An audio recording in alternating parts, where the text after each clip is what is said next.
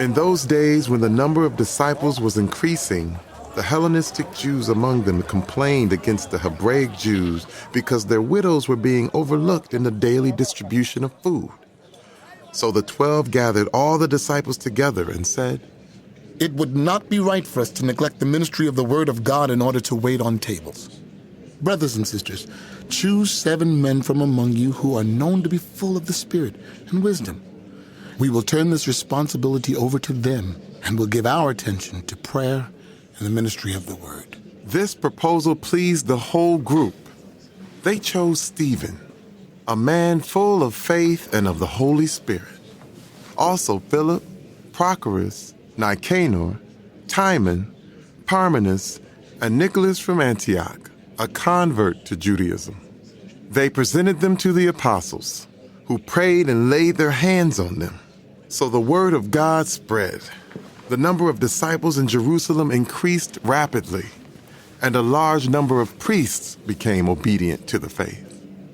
Now Stephen, a man full of God's grace and power, performed great wonders and signs among the people.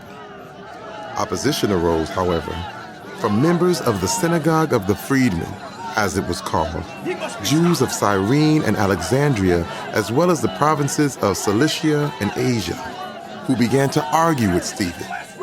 But they could not stand up against the wisdom the Spirit gave him as he spoke. Then they secretly persuaded some men to say, "We have heard Stephen speak blasphemous words against Moses and against God." So they stirred up the people and the elders and the teachers of the law. They seized Stephen and brought him before the Sanhedrin. They produced false witnesses who testified, "This fellow never stops speaking against this holy place and against the law. For we have heard him say that this Jesus of Nazareth will destroy this place and change the customs Moses handed down to us." All who were sitting in the Sanhedrin looked intently at Stephen, and they saw that his face was like the face of an angel.